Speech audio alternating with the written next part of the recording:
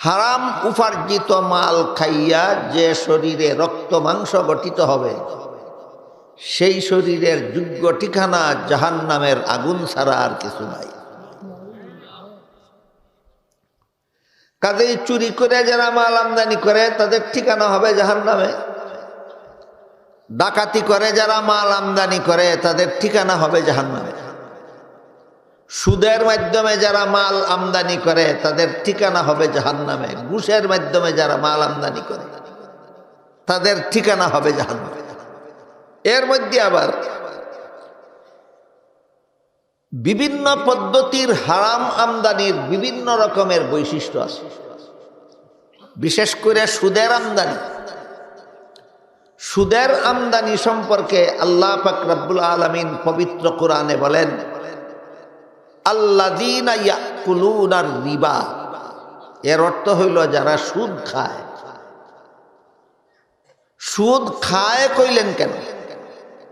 সুদের টাকা তো চিবাইয়া খায় না, হয়তোবা সুদের কিছু টাকা দিয়া খাদ্যদ্রব্য খরিদ করে খায়, আর কিছু টাকা দিয়া তো বিল্ডিংও বানায়। সুদের যে টাকার দ্বারা বিল্ডিং বানাইল, সুদের যে টাকার দ্বারা জমিন কিনল, সুদের যে টাকার দ্বারা পোশাক কিনল, এই টাকাটা কি খাওয়া হইল না ব্যবহার করা হইল? তাহলে আল্লাহ সুদ খায় কইলেন কেন? এই প্রশ্নের জবাবে মুফাসসিরিনে কেরাম তাফসীরের কিতাবে লিখেছেন যে সুদখোরেরা মানুষের ধনের প্রতি কত জঘন্যতম লিপ্সুক, এটা বুঝাবার জন্য আল্লাহ সুদ গ্রহণ করে না বলে সুদ খায় বলেছেন। তাফসীরের কিতাবে এর একটা চমৎকার উদাহরণ দেওয়া আছে। উদাহরণটা হলো, একটা চকলেট দিয়ে যদি দুইটা ছেলে কারাকারি লাগে, একটা ছেলের হাতে নিয়ে গেলে আর একটা ছেলে খাইদা নিয়ে যায়, ওই ছেলের হাতে নিয়ে গেলে আবার এই ছেলে খাইদা নিয়ে যায়। এই চকলেটটা যতক্ষণ পর্যন্ত একটা ছেলের হাতে থাকবে ততক্ষণ পর্যন্ত আরেকটা ছেলে খাইদা নেওয়ার সুযোগ থাকে। কিন্তু চকলেটটা হাতে নিয়ে সাথে সাথে মুখে দিয়ে যদি খাইয়া ফেলে তাইলে আর খাইদা নেওয়ার সুযোগ থাকে না। এই রকম অপরের ধনের প্রতি সুদখোরেরা এই রকমের লিপ্সুক। যতক্ষণ পর্যন্ত সুদের মাল কাস্টমারের হাতে থাকে ততক্ষণ পর্যন্ত সে অন্তরে শান্তি লাভ করতে পারে না, যতক্ষণ পর্যন্ত কাস্টমারের হাত থেকে এই সুদের মুনাফা গ্রাস করতে না পারে ততক্ষণ পর্যন্ত অশান্তির সাগরে হাবুডুবু খাবে। এই কথাটা বোঝাবার জন্য আল্লাহ সুদ গ্রহণ করে না বলে সুদ খায় বলেছে। তারপরে বলেন, আল্লাযীনা ইয়াকুলুনার রিবা লা ইয়াকুমুনা ইল্লা কামা ইয়াকুমুল্লাযী ইয়াতাখাব্বাতুহুশ শাইতানু মিনাল মাস। আল্লাহ বলেন, যারা সুদ খায় এরা হাসরের মাঠে ভূতে ধরা মানুষের মতো মাতাল হয় না। জিন ভূতে আসর করলে মানুষ যেভাবে মাতাল হয় এই রকম মাতাল হয়ে দাঁড়াবে। আয়াতের ব্যাখ্যায় মুফাসসিরিনে কেরাম লিখেছেন, মাতাল তো অন্যভাবেও হয়, ভূতে ধরা মাতাল বললেন কেন? বেহুশ তো অন্যভাবেও হয়। হাসপাতালে যখন রোগীকে অপারেশন করতে হয় তখনও তো ইঞ্জেকশন দিয়ে বেহুশ করে। অন্য ধরনের বেহুশ না বলে ভূতে ধরা বেহুশ বললেন কেন? তার কারণ হইল, হাসপাতালে কোন রোগীকে অপারেশনের জন্য ডাক্তার যখন ইঞ্জেকশন দিয়া বেহুশ করে তখন তার শরীর কাটলে ছিঁড়লে আর টের পায়। কিন্তু ভূতে ধরা মাতালের মাথায় লাঠি দিয়া বাড়ি দিলে কান্দে। দেখা গেল এমন বেহুশ যে শাস্তি টের পায়। বুঝে থাকলে বলেন, হাসপাতালের বেহুশ আর ভূতে ধরা বেহুশের মধ্যে একটা বেশ সমাজে। হাসপাতালের বেহুশে কাটাছিরা করলেও টের পায় না, আর ভূতে ধরা বেহুশের শরীরে সুই দিয়া গাই দিলেও দুঃখ পায়। এই জন্য আল্লাহ পাক রব্বুল আলামিন বলেন, যারা সুদ খায় এদেরকে বুতে ধরা মাতালের মতো হাসরের মাঠে দাঁড় করা। এই বুতে ধরা মাতালের মতো আল্লাহ কি বুঝাইলেন? বুঝাইলেন যে যদিও এরা মাতাল অবস্থায় হাসরের মাঠে দাঁড়াবে, কিন্তু আল্লাহর যত আযাব গজব এদের উপর নাজিল হবে সবগুলি মর্মে মর্মে টের পাবে। শাস্তির কষ্টটা পুরাপুরি টের পাবে। এই কথাটা বুঝাবার জন্য অন্য রকমের মাতাল না বলে আল্লাহ বুতে ধরা মাতালের মতো দাঁড়াবে বলেছে। হাদিস শরীফে রাসূল করিম সাল্লাল্লাহু আলাইহি ওয়াসাল্লাম বলেন, সুদখোররা যে হাসরের মাঠে দাঁড়াবে, এক একটা সুদখোরের পেট হবে এক একটা বিশাল গুদামের সমান। আপনারা যে প্যান্ডেলটা বানছেন, গুদাম কি এর থেকে ছোট থাকে না আরো বড়? এই এত বড় বিশাল এক একটা পেট হবে এক একটা সুদখোরের হাসরের মাঠে যখন দাঁড়াবে। সুদখোর এক একটা সুদখোরের পেট এত বড় বিশাল বড় হবে কি কারণে? হাদিস শরীফে আল্লাহর রাসূল বলেছেন তার কারণ হলো প্রত্যেকটা সুদখোরের পেটের মধ্যে আল্লাহ অসংখ্য অগণিত অজগর সাপ আর বিচ্ছু ঢুকাইয়া তারে হাসরের মাঠে দাঁড় করাবে। অজগর সাপ আপনারা কেউ দেখেছেন? সবাই তো দেখেন নাই মনে হয়, কেউ কেউ দেখলে দেখতে পারেন।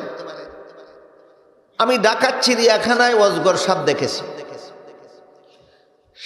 সাধারণ একটা অজগর সাপ, যেটা আরো অনেক বড় হওয়ার সম্ভাবনা আছে, এমন একটা অজগর সাপ সুপারি গাছের মতো মোটা, কলা গাছের মতো মোটা থাকে আর সুপারি গাছের মতো লম্বা থাকে।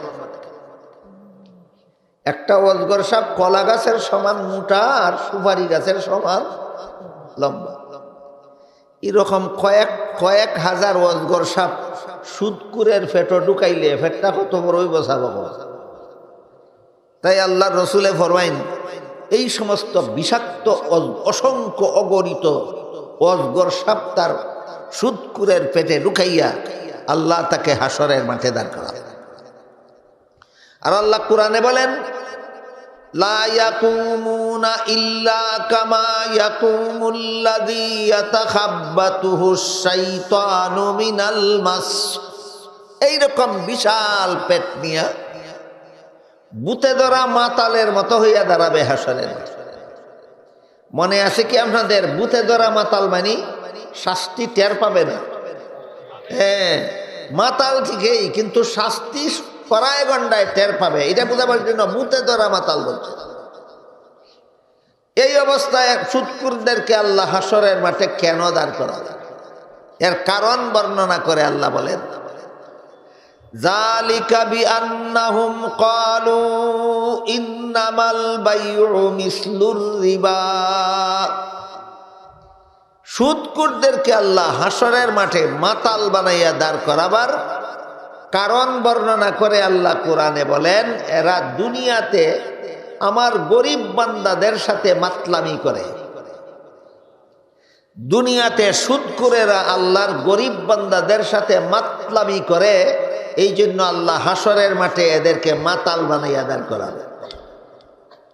গরিব বান্দাদের সাথে, আল্লাহর গরিব বান্দাদের সাথে সুদখোরেরা কেমন মাতলামিটা করে? সেটা হলো এরা একটা যুক্তি দেয়। কি যুক্তি? যুক্তির উদাহরণ হলো, নরসিংদীর হাট থেকে একজন কাপড়ের ব্যবসায়ী যেই লুঙ্গি 250 টাকা মূল্যে কিনে আনলো, সিলেটের দোকানে বসে সেই লুঙ্গি 300 টাকা বিক্রি করবে। বুঝে থাকলে বলুন তো তার মুনাফা কত হইল? 50 টাকা মুনাফা। সুদখোরেরা বলে 250 টাকার লুঙ্গি 300 টাকা বিক্রি করে 50 টাকা মুনাফা নিলে যদি হালাল হয়, 250 টাকা ঋণ দিয়া 300 টাকা ফেরত নিলে এখানের 50 টাকার মুনাফা হারাম হবে কেন? এই যুক্তিটাই হইল সুদখোরদের মাতলামি। এই যুক্তিটাই সুদখোরদের মাতলামি। কারণ এদের যুক্তিটা মাতলামি কেন? এর কারণ বর্ণনা করে আল্লাহ বলেন, ওয়া আহাল্লাল্লাহুল বাই'a ওয়া হাররামার রিবা। যুক্তি বেখাপ্পা, যুক্তি খাটে না। তার কারণ হলো ব্যবসাকে আল্লাহ হালাল ঘোষণা করেছেন, তাই ব্যবসার মুনাফাও হালাল। আর সুদের কারবারটাকে আল্লাহ হারাম ঘোষণা করেছেন, এই জন্য সুদের মুনাফাও হারাম। এইভাবে বললে অনেকে বুঝে। আমি একটা সহজ উদাহরণ দিয়ে আপনাদের বোঝাবার চেষ্টা করি। এক লোকে বিয়ে করলো, বিবির সাথে মিলামিশা করলো, সন্তান জন্ম হলো। বুঝে থাকতে বলুন তো, সন্তানের জন্মটা হারাম না হালাল? হালাল। আরেক লোকে বিয়া ছাড়াই আর একটা মহিলার সাথে মিলামিশা করলো, তারও একটা সন্তান জন্ম। সেই সন্তানটা হালাল না হারাম? মিলামিশা তো একই ধরনের, একটা হারাম কেন আর একটা হালাল কেন? এই প্রশ্নের যেই জবাব। মুনাফা তো একই ধরনের, ব্যবসার মুনাফা হালাল কেন আর সুদের মুনাফা হারাম কেন? ওই প্রশ্নের সেই জবাব। বিবাহিত ব্যক্তির মিলামিশাটাই হালাল, এই জন্য তার সন্তানের জন্মটাও হালাল। অবিবাহিত ব্যক্তির মিলামিশাটাই হারাম, এই জন্য তার সন্তানের জন্মটাও হারাম। ঠিক তেমনি ভাবে ব্যবসার কারবারটাই হালাল, এই জন্য তার মুনাফাও হালাল। সুদের কারবারটাই হারাম, এই জন্য তার মুনাফাও হারাম। এরপরও প্রশ্ন বাকি থাকে, ব্যবসার কারবারটা হালাল কেন আর সুদের কারবারটা হারাম কেন? তার কারণ হইল ব্যবসার দ্বারা গরিবেরও উপকার হয়, ধনীরও উপকার হয়। ব্যবসার দ্বারা উভয় পক্ষ লাভবান, গরিবও লাভবান, ধনীও লাভবান। এটা এইভাবে বললে আপনারা সবাই বুঝবেন। আমি উদাহরণ দিয়ে বলি। এক ব্যক্তির কাছে 1 কোটি টাকা আছে। আমাদের সমাজের অর্থনৈতিক ব্যবস্থার উপর অনুমান করে বলুন, লোকটা গরিব না ধনী? ধনী। একটা লোকের কাছে 1 কোটি টাকা আছে, সে ধনী, কিন্তু তার ঘরে 1 কেজি চাউলও নেই। টাকার অভাব আছে তার, না চাউলের অভাব আছে? চাউলের অভাব। এই জন্য এই 1 কোটি টাকার মালিক ধনী 50 টাকা নিয়ে বাজারে গেল, আর এক ব্যক্তি গরিব চাউলের ব্যবসায়ী, তার কাছ থেকে 50 টাকা দিয়ে 1 কেজি চাউল কিনে আনছে। চাউলের ব্যবসায়ী, গরিব চাউলের ব্যবসায়ী, সে যে চাউল ব্যবসার জন্য কিনেছিল, তার কিনা মূল্য পড়েছিল 40 টাকা, বিক্রি করলো 50 টাকা। গরিব চাউলের ব্যবসায়ী 40 টাকায় 1 কেজি চাউল কিনেছিল, 50 টাকায় বিক্রি করল। গরিবের কিছু উপকার হইল কিনা? আর কোটি টাকার মালিক 1 কেজি চাউলও তার ছিল না, এই গরিবের কাছ থেকে 1 কেজি চাউল কেনার কারণে সে চাউলের দরকার পুরা হইল। শুধু গরিবের উপকার হইল না ধনীরও? তাহলে ব্যবসার দ্বারা ধনীরও উপকার হয়, গরিবেরও। এই জন্য ব্যবসা হালাল। কথা বুঝতে পারলেন কি? আল্লাহ বলেন, ওয়া আহাল্লাল্লাহুল বাই'a ওয়া হাররামার রিবা। সুদখোরের মাতলামি এখানে খাটবে না। সুদখোরের মাতলামি হলো, ব্যবসায়ের মুনাফা যদি হালাল হয়, সুদের মুনাফা হারাম হবে কেন? সারা দুনিয়ার সমস্ত সুদখোরের বড় যুক্তি একটাই, যে ব্যবসার হালাল মুনাফা যদি হালাল হয়, সুদের মুনাফা হারাম হবে কেন? আল্লাহ পাক রব্বুল আলামিন বলেন, এই মাতলামির কারণে তোমারে আমি হাসরের মাঠে মাতাল বানাইয়া দাঁড় করাবো। আর দুনিয়াতে মাতলামির জবাব হইল, ব্যবসা জিনিসটাই হালাল, এই জন্য তার মুনাফাও হালাল। সুদের কারবারটাই হারাম, এই জন্য তার মুনাফাও হারাম। এবার আমরা বোঝার চেষ্টা করি, সুদের দ্বারা গরিবের কি হয় আর ধনীর কি হয়। ধরুন, আপনি একজন গরিব কৃষক, মাত্র 2টা হালের গরু আছে, আর কোনো জমি জমা নাই। 2টা হালের গরুর দ্বারা আপনি যাদের বেশি বেশি জমি আছে, তাদের জমি চাষ করেন, অর্ধেক ফসল জমির মালিককে দেন, অর্ধেক ফসল আপনি নেন। হঠাৎ করে আপনার 2টা হালের গরুর মধ্যে একটা হালের গরু মরে গেল, যে কাজ করে সংসার চালাইতেন সেই কাজটাও বন্ধ হয়ে গেল। এমত অবস্থায় একটা হালের গরু কেনার মতো পয়সা আপনার কাছে নাই, ওই সুদখোরের কাছে গেলেন হাওলাত নিতে, কর্জ নিতে গেলেন। সুদখোরের কাছে গিয়া যখন বলবেন, ভাই আমার একটা হালের গরু মরে গেছে, একটা হালের গরু না কিনলে আমি মানুষের জমি চাষ করতে পারবো না, ফসল পাইবো না, আমার সংসার চালাইতে পারবো না, বিবি বাচ্চা খাওয়াইতে পারবো না, দয়া করে আমাকে 50,000 টাকা দিন, আমি একটা হালের গরু কিনব। বলা মাত্রই সুদখোর আপনাকে 50,000 টাকা ঋণ দিবে? মোটেও না। বলবে আগে বলো মুনাফা কত দিবে, তারপরে দেবে। আপনারা দুনিয়ার যে কোনো সুদখোরের কাছে গিয়া নিজের বিপদের কথা বলে দেখুন যে আমাকে হাওলাত দাও, বলবে হাওলাত পরে নেও, আগে কও মুনাফা কত দিবে। ঋণ দিয়া মুনাফা নেওয়ার নাম ওই সুদ, ঋণ দিয়া মুনাফা নেওয়ার নাম ওই সুদ। তাহলে সুদ করে কোনো গরিবকে ঋণ দেয় সেবার জন্য না শোষণের জন্য? শোষণ। কেমন শোষণ দেখেন, আপনি সুদখোরের কাছ থেকে 50,000 টাকা নিলেন, সে তো মুনাফা ছাড়া দিবে না। আপনি তাকে বললেন যে আমি চাষ করে, অন্য লোকের জমি চাষ করে যে ফসল পাবো আমার ভাগে, এর অর্ধেক ফসল তোমাকে দেন। এই চুক্তির ভিত্তিতে সে আপনাকে 50,000 টাকা ঋণ দিল। এই 50,000 টাকা দিয়া গরু একটা কিনলেন, হাল চাষ করলেন, আর একজনের জমি অর্ধেক ফসলে কোনো রকমে আপনার সংসার চলতো। এখন আপনি যে অর্ধেক ফসল ফেলেন তার আরো অর্ধেক ওই সুদখোরকে দিয়া দিতে হয়, এই জন্য আপনার সংসারও চলবে।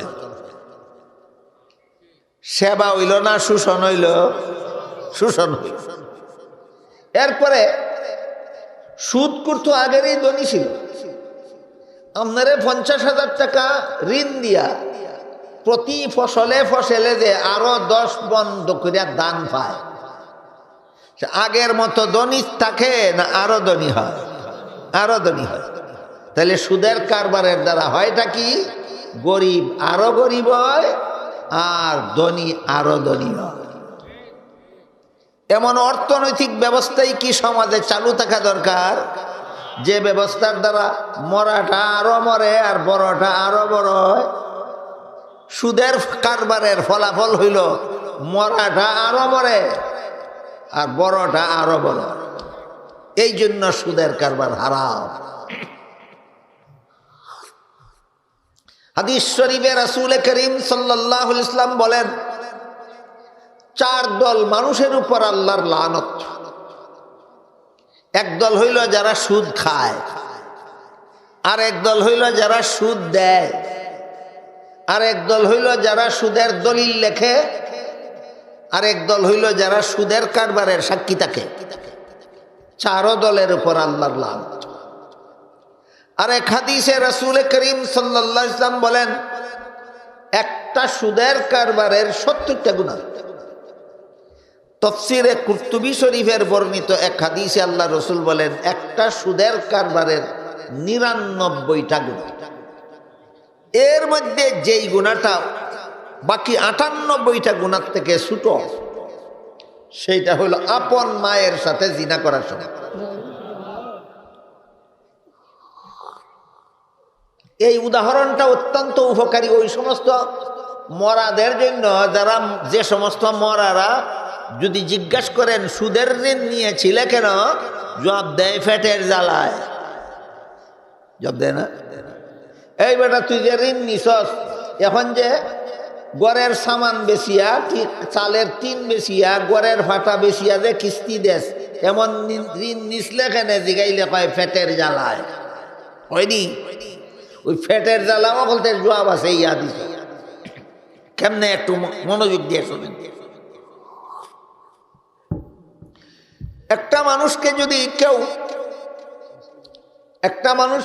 কেউ হাতে পায়ে গাছের সাথে বান্ধিয়া কয় যে তোর মার সাথে আমি জিনা করবো, এটা যদি মানুষ তা সারি দিব,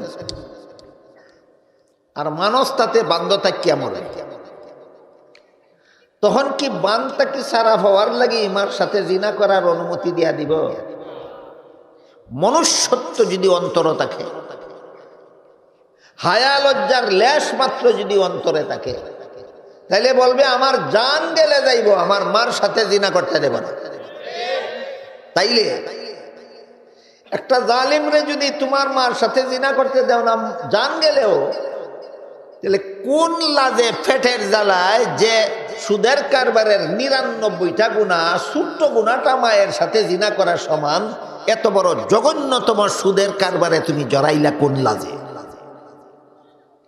এই জন্য হাদিস শরীফে আল্লাহর রাসূল বলেন, যে সুদ খায় তার উপরও আল্লাহর লানত, যে সুদ দেয় তার উপরও আল্লাহর লানত, যে সুদের কারবারের দলিল লেখে তার উপরও আল্লাহর লানত, যে সুদের কারবারের সাক্ষী থাকে তার উপরও আল্লাহর লানত।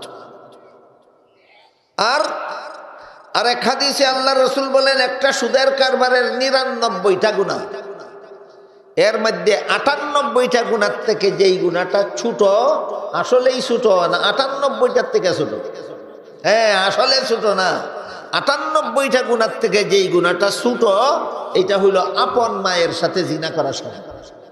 এই হাদিস সঠিকভাবে বুঝলে পেটের জ্বালায় সুদের ঋণ নিতাম গেছিলাম এমন বেহায় আমি কথা বলতে পারি না।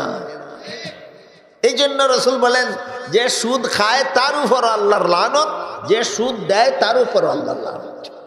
তাই আল্লাহ পাক রব্বুল আলামিন বলেন, আল্লাযীনা ইয়াকুলুনার রিবা লা ইয়াকুমুনা ইল্লা কামা ইয়াকুমুল্লাযী ইয়াতাখাব্বাতুহুশ শাইতানু মিনাল মাস, যালিকা বিআন্নাহুম ক্বালু ইন্নামাল বাইউ মিসলুর রিবা ওয়া আহাল্লাল্লাহুল বাই'a ওয়া হাররামার রিবা। আল্লাহ বলেন, যারা সুদ খায় এদেরকে আমি হাসরের মাঠে বুতে ধরা মাতাল বানাইয়া দাঁড় করাবো। কেন? এরা দুনিয়াতে আমার গরিব বান্দাদের সাথে মাতলামি করে। কি মাতলামি? এদের কাছে যত বড় বিপদে ফুরিয়াই তুমি ঋণ নিতে যাও না কেন, ততক্ষণ পর্যন্ত ঋণ দিবে না যতক্ষণ পর্যন্ত মুনাফাটা আগে সাব্যস্ত করবে। এর দ্বারা পরিষ্কার হয়ে গেল, সুদ করে মানুষকে ঋণ দেয় সেবার জন্য না শোষণের জন্য? শোষণের জন্য। এখানে এসে কিছু পণ্ডিত দাঁড়াইয়া যায়, এদেরকে জ্ঞান পাপী বলে। এরা বলে মুনাফাই যদি পাবে না তাহলে বিপদের সময় ঋণ দিয়া সাহায্য করবে কেন? এই পণ্ডিতের দল এই প্রশ্নটা নিয়ে এই সময় দাঁড়ায়। ইসলামের বিধান হইল, আল্লাহর হুকুম হইল, ঋণ দেও বিনা মুনাফায়। ঋণ দিয়া মুনাফা নেওয়ার নাম সুদ। সুদের গুনার থেকে যদি বাঁচতে চাও তাহলে বিনা মুনাফায় ঋণ দিতে হবে। এখন প্রশ্ন নিয়ে দাঁড়ায়, মুনাফা না পাইলে কি কারণে ঋণ দিবে? এই প্রশ্নের দুই জবাব। এই প্রশ্নের কয় জবাব? দুই জবাব। এক জবাব হইল বিনা মুনাফায় ঋণ দিবে সেবার জন্য, এক জবাব বিনা মুনাফায় ঋণ দিবে কেন? সেবার জন্য। আরেক জবাব বিনা মুনাফায় ঋণ দিবে সওয়াবের জন্য। বিনা মুনাফায় ঋণ দিলে দুনিয়াতে গরিবের সেবা হয়, বিনা মুনাফায় ঋণ দিলে আখিরাতে সওয়াব পাওয়া যায়। এখন সেবার ব্যবস্থাটা একটু বোঝার চেষ্টা করি। মানুষকে আর্থিকভাবে সেবা করার দুই ব্যবস্থা, একটা হইল দাবি মুক্ত দান আর একটা হইল মুনাফা মুক্ত ঋণ। আপনি একজন গরিবকে ৫,০০০ টাকা দান করে দিলেন, আর কোনো দাবি দেওয়া নাই, আমাকে আর ফেরত দিতে হবে না। সেবা নি না? সেবা না? সেবা। আর একটা হইল গরিব কৃষককে আপনি একটা হালের গরু কেনার জন্য ৫০,০০০ টাকা ঋণ দিলেন, বিনা দাবি মুক্ত অবস্থায়।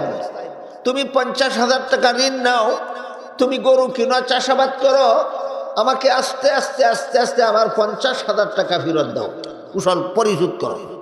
মুনাফা নাই, শুধু যে টাকা নিয়েছ সেই টাকা পরিশোধ করো। এটাও সেবা, এটাও সেবা। তাহলে আর্থিকভাবে সেবা করার পদ্ধতি দুইটা, একটা দাবি মুক্ত দান আর একটা মুনাফা মুক্ত ঋণ ঋণ দিয়া যদি মুনাফা না নেন আর তাকে আস্তে আস্তে আপনার শুধু যেই ঋণটা দিয়েছিলেন সেইটা পরিশোধ করার সুযোগ দেন, এইটাও সেবা। সুতরাং যারা প্রশ্ন করে মুনাফা না পাইলে আমি আমার হাজার হাজার টাকা গরিবকে ঋণ দিব, কেন? এই কেনর জবাব দুইটা, একটা হইল সেবার জন্য আর একটা হইল সওয়াবের জন্য। এটা মনে রাখতে হবে, ভুলে গেলে হবে না। আমার কথা বুঝে থাকলে বলুন, আপনার কাছে যদি ধন সম্পদ থাকে আর কোনো গরিব যদি বিপদে পড়ে আপনার কাছে ঋণের জন্য আসে, তাহলে মুনাফার শর্তে ঋণ দিবেন না বিনা মুনাফায়? বিনা মুনাফায় ঋণ কেন দেবেন? দুই কারণে। এক নম্বর, দুনিয়াতে গরিবের সেবা করার জন্য। দুই নম্বর, আখেরাতে আল্লাহর কাছে সওয়াব পাওয়ার জন্য। এখন সওয়াবের বিবরণটা হাদিস শরীফে রাসূল করিম সাল্লাল্লাহু আলাইহি ওয়াসাল্লাম বলেন, কেউ যদি কোনো গরিবকে দয়া করে মুনাফা ছাড়া ঋণ দেয়, বিনা মুনাফায় ঋণ দেয়, যতদিনের মেয়াদে ঋণ দিল এতদিনের ভিতরে প্রত্যেক দিন যে পরিমাণ ঋণ দিল এই পরিমাণ দানের সব তার আমলনামায় লেখা হবে। আপনি 10 দিনের মেয়াদে 1000 টাকা ঋণ দিলেন একজন গরিবকে বিনা মুনাফায়, রাসূলের হাদিস মতে প্রত্যেক দিন 10 দিনের প্রত্যেক দিন 1000 টাকা আল্লাহর রাস্তায় দান খয়রাত করার সওয়াব আপনার আমলনামায় লেখা হবে। ঋণ দিছিলেন কত টাকা? 1000, 10 দিনে সওয়াব পাইবেন 10,000 টাকা দান করার সওয়াব। 10 দিনের দিনে যদি ওই ঋণ গ্রহীতা এসে বলে, আমি তোমার টাকাগুলি জোগাড় করতে পারছি না, আমাকে আরো 5 দিনের টাইম দাও, আর ওই সময় যদি আপনি দয়া করে তারে আরো 5 দিনের সময় বাড়াইয়া দেন, তখন রাসূল বলেন, যত টাকা ঋণ দিছ এর দ্বিগুণ টাকা আল্লাহর রাস্তায় খয়রাত করার সওয়াব তোমার আমলনামায় প্রতিদিন লেখা হতে থাকে। বিনা মুনাফায় ঋণ দেওয়ার মধ্যে কোনো উপকার নাই না? দুইটা উপকার, একটা হইল গরিবের সেবা আর একটা হইল বিশাল সওয়াব। এইসব কথা যারা বুঝতে রাজি না, যারা মুনাফার চুক্তি ছাড়া ঋণ দিতে রাজি হয় না, এদের ব্যাপারে আল্লাহ পাক রব্বুল আলামিন বলেন, তোমাদেরকে হাসরের মাঠে মুতে ধরা মাতাল বানাইয়া হাসরের মাঠে দাঁড় করাও।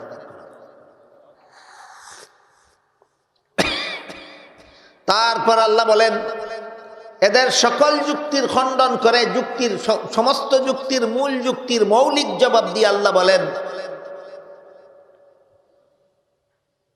আহাল্লাল্লাহুল বাইআ ওয়া হাররামার রিবা। ব্যবসাকে আল্লাহ হালাল করেছেন, তাই তার মুনাফাও হালাল। সুদের কারবারকে আল্লাহ হারাম ঘোষণা করেছেন, তাই তার মুনাফাও হারাম। এইসব কথাবার্তা আল্লাহর বিধান শোনার পরে, জানার পরে, বুঝার পরে যারা যথারীতি তওবা করে সুদের কারবার ছেড়ে দেবে, আল্লাহ বলেন, ফামান জাআহু মাউইযাতুম মির রাব্বিহি ফান্তাহা ফালাহু মা সালাফ।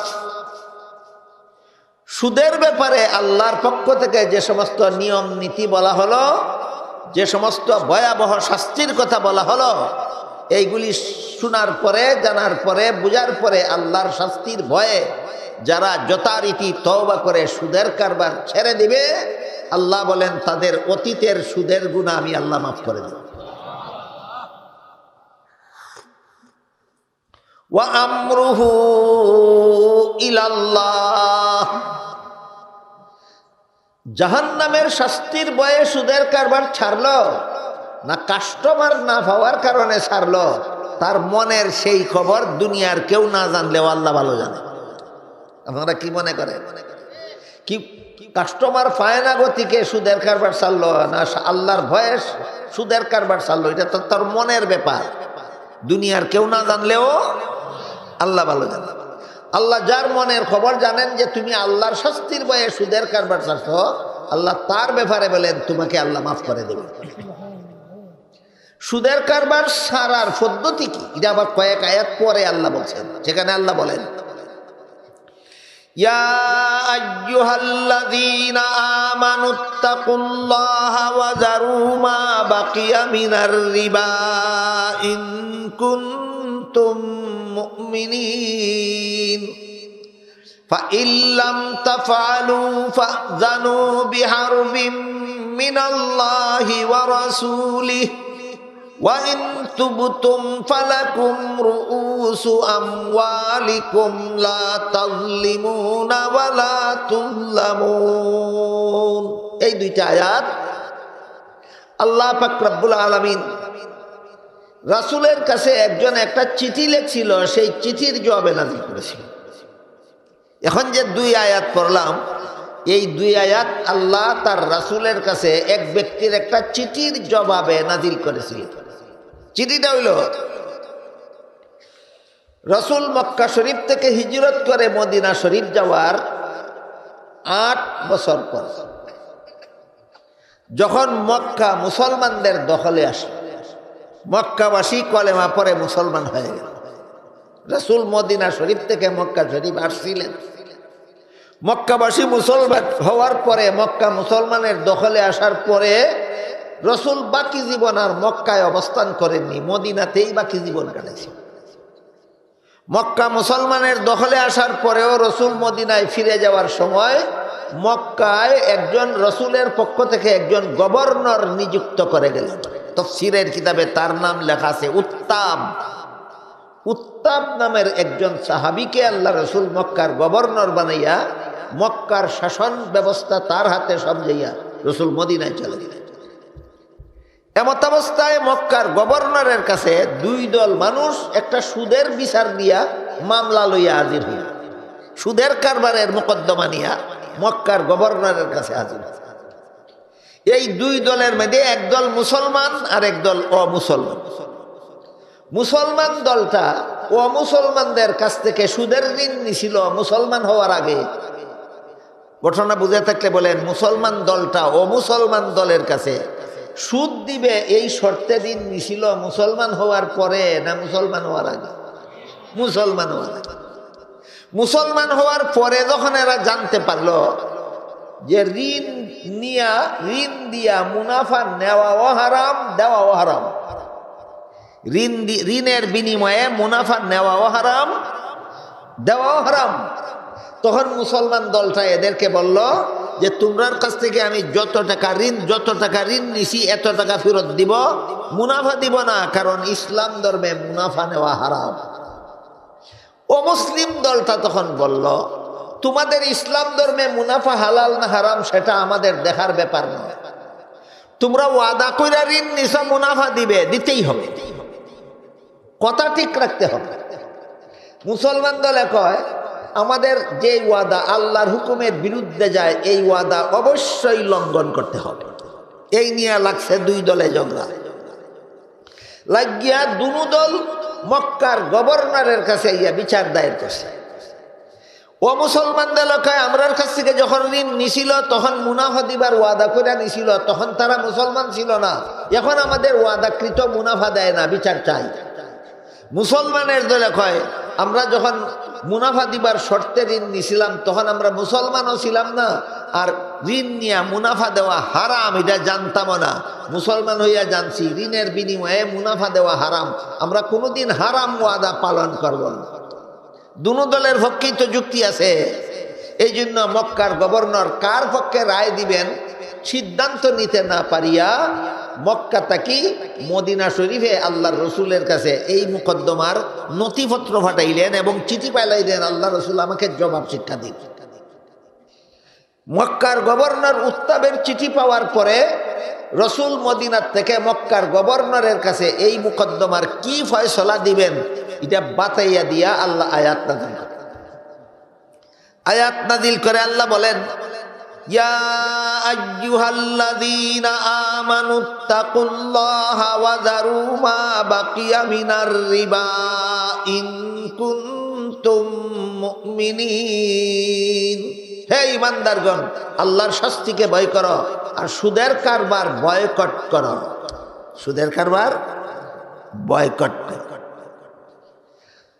আর যদি অবস্থা এমন হয় যে তোমরা মুসলমান হওয়ার দাবিও ছাড়ো না, সুদের কারবারও ছাড়ো না, এমন মানুষ আছেননি বাংলাদেশে?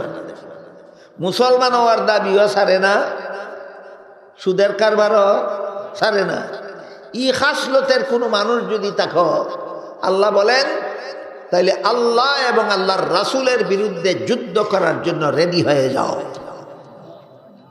যারা মুসলমান হওয়ার দাবিও ছাড়ে না, সুদের কারবারও ছাড়ে না, আল্লাহ বলেন আল্লাহ এবং আল্লাহর রাসূলের পক্ষ থেকে তোমাদের বিরুদ্ধে যুদ্ধ ঘোষণা।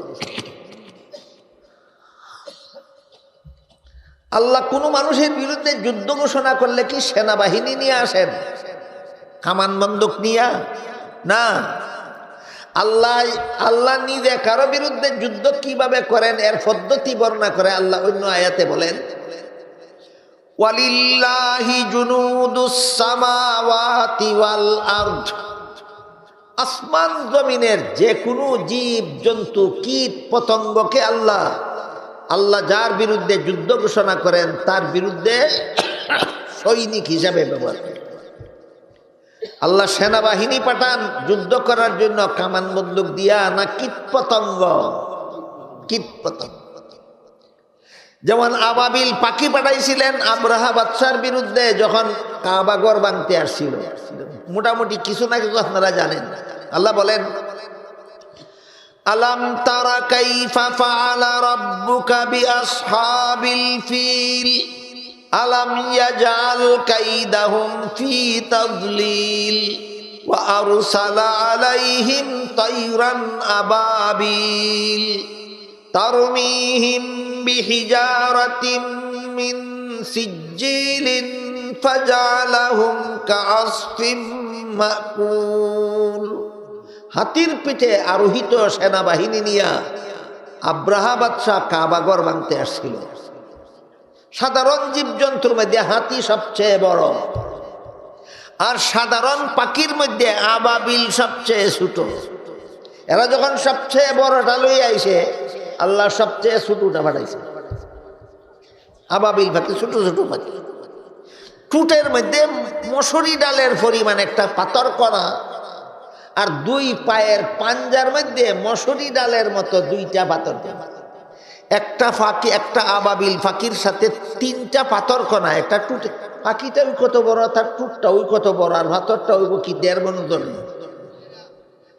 যত বড় পাখি ততই অনুপাতে টুট, মসুরি ডালের পরিমাণ একটা পাথর কণা।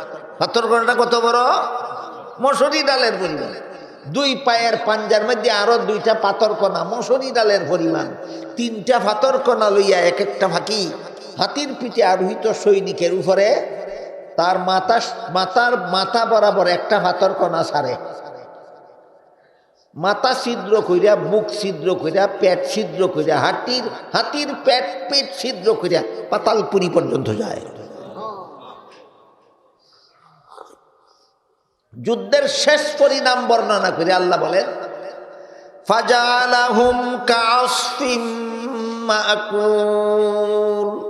বুসি ছিলেন নি আপনারা? বুসি মোটা মোটা না, ছাতু এটা উঠে যখন সাবায় খাওয়ার লাগি তখন এমনই ছাতু আরো চাবাইল। কেমন হয়? আল্লাহ বলেন ছাতু বুসি উঠে চাবাইলে যেই অবস্থা হয়, হাতিওয়ালা সেনাবাহিনীকে আল্লাহ আবাবিল পাখির পাথর কণার বর্ষণে চাবানো বুসির মতো করে। আল্লাহর যুদ্ধের পদ্ধতিটা কিছু বুঝে আসলো আপনাদের?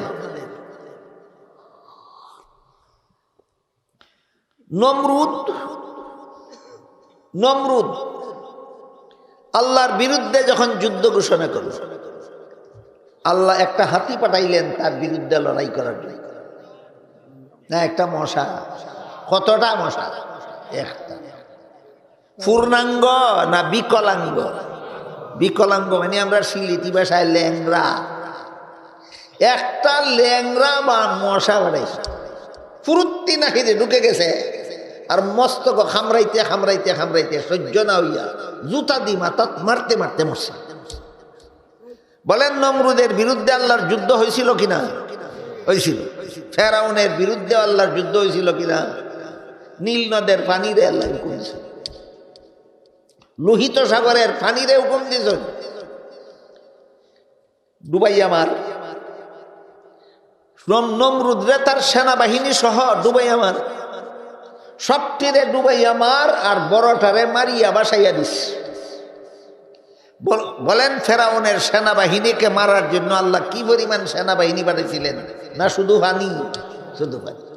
এই আল্লাহ কিভাবে যুদ্ধ করেন এই সংক্ষিপ্ত বিবরণ দিয়ে আল্লাহ বলেন ওয়ালিল্লাহি জুনুদুস সামাওয়াতি ওয়াল আরদ। এইভাবে আসমান জমিনের মধ্যে যত কীট পতঙ্গ আছে, যত পদার্থ আছে, এর কোনো একটা ব্যবহার করে আল্লাহ যার বিরুদ্ধে যুদ্ধ ঘোষণা করেন তারে ধ্বংস করেন।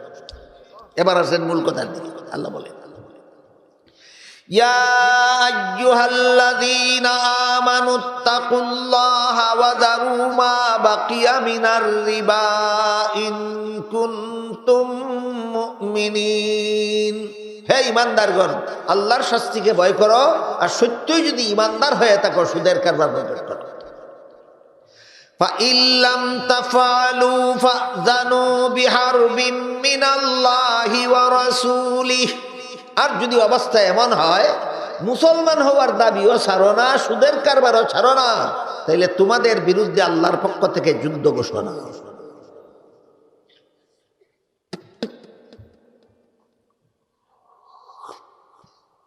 আর যদি মনে করো আল্লাহর বিরুদ্ধে যুদ্ধ করিয়া নমরুদে পারছে না, ফেরাউনে পারছে না, আব্রাহায় পারছে না, আমরাও পারতাম না, পারবেন আপনারা? তাইলে সুদের কারবার বয়কট করার পদ্ধতিটা শুনো।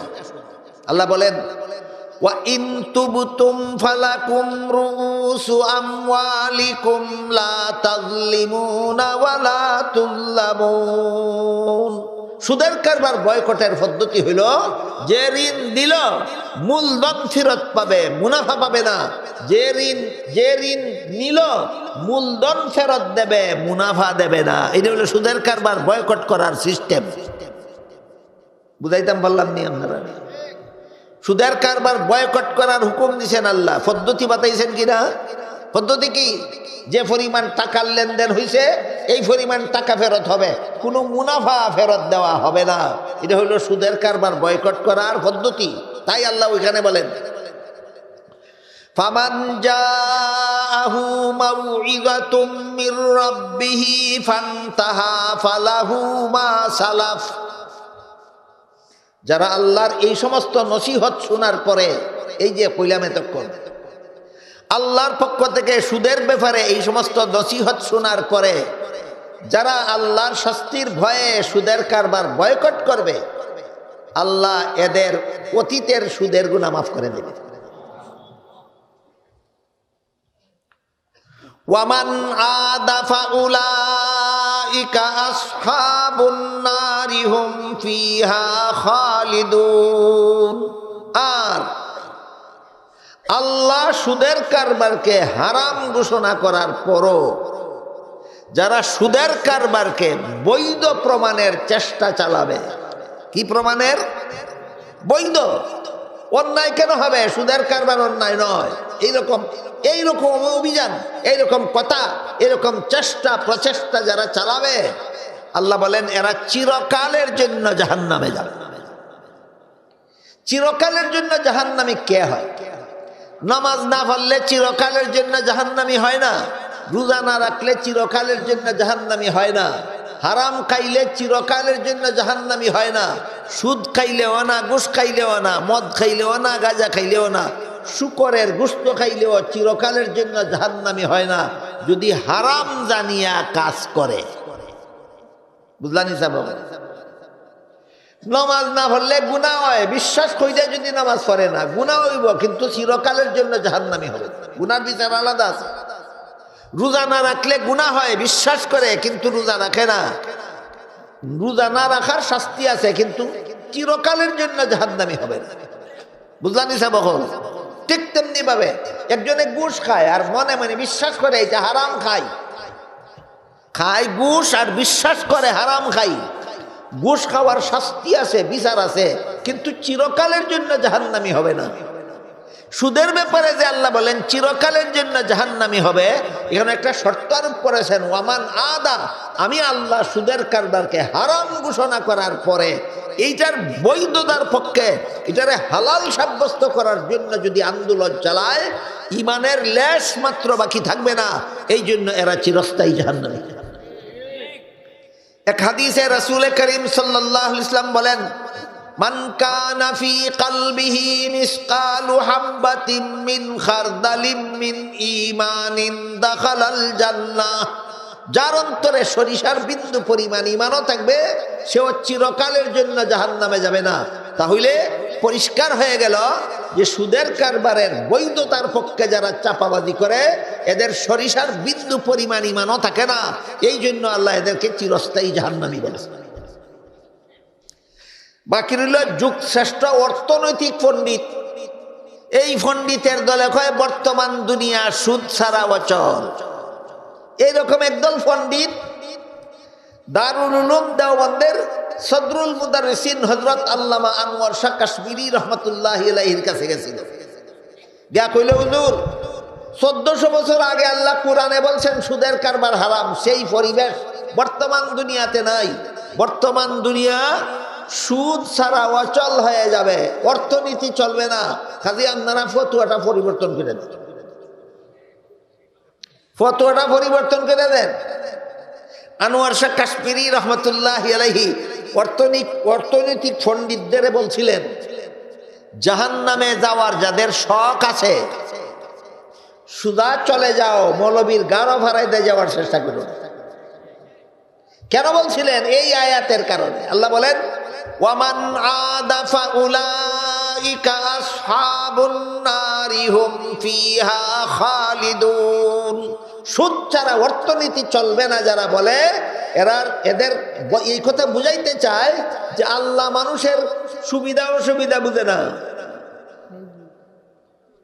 সুদ ছাড়া সুদের কারবার চাললে মানুষ অসুবিধায় পড়বে, এটা আল্লাহ বুঝে না, এর মতো পণ্ডিতে বুঝে। আল্লাহরে অবুঝ সাব্যস্ত করে, এই জন্য এর ইমানের লেশ মাত্র থাকে না, সরিষার বিন্দু পরিমাণ ইমানও তার থাকে না।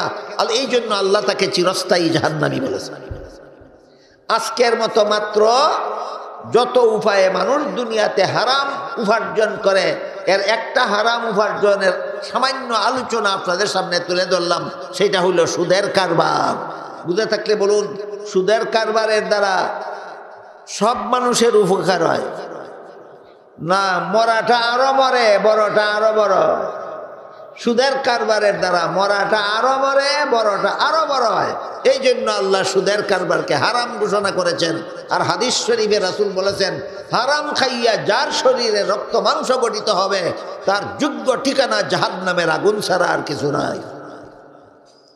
এত কথা বলার পরেও বাংলাদেশের কেউ যে কোনো মুসলমানের যে সুদ খাইতো না, এমন কোনো কথা নাই, এমন কোনো কথা নাই। হাজার বলত, হাজার খোয়া আর এক না মানা, এমন কিছু বেতাসির মানুষ থাকে, হাজার খোয়া আর এক না মানা।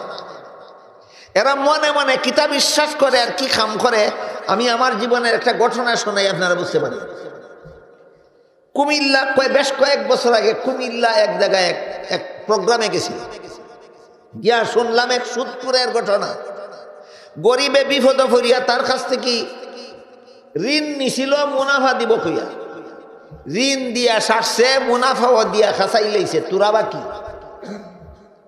কিতাব চাব দিছে না না দিছে, মুনাফাও বেশিরভাগ দিলাইছে, তোরা বাকি। আর ফারে না জোগাড় করতো, সুদকুরের আত ফাও দরিয়া মাফ চায়। বাবা আমার আল্লাহর হস্তে মাফ করো, তোমার এই মুনাফা জোগাড় করতে গিয়ে সালের টিন বেশি লাইছে, বাড়ির টিউবওয়েল বেশি লাইছি, তোমার মুনাফা দিতে গিয়ে আর বেশ আর কোনটা নাই, আর ফারি না, আল্লাহর হস্তে মাফ করে। হুসুদ করে উঠিয়া কয়, তোরে তুরা মাফ করলে আমি খবর গেলে ফিরিস্তায় ফার আমারে তুরা কম দিত নাই। ফার যখন ফুরাফুরি খাওয়া লাগবো, তে মুনাফাটাও ফুরাফুরি ওই দেওয়া লাগবো। ইতারে কোরআন সারা রায় থুনাইলে কিতা খামাইব, এত জানি বুঝি শুরু করছে। হয় ফার তো আমার ফুরাফুরি খাওয়া লাগবে, তাহলে ফার যখন ফুরাফুরি খাওয়া লাগবো বুঝি লাইছ, তাহলে সুদও ফুরাফুরি খাইলা, যেদিন ফুরাইব এর পরে দিন থেকে বুঝি লাইবে ব্যাপারটা কিনা। তুই যারা কোরআন হাদিসের কথায় আল্লাহর ওয়াজে নসিহতে যারা তাসির হয় না, এরার লাগি শুধু আমরা দোয়া করবো, আল্লাহ তারারে হেদায়েত নসিব করবে।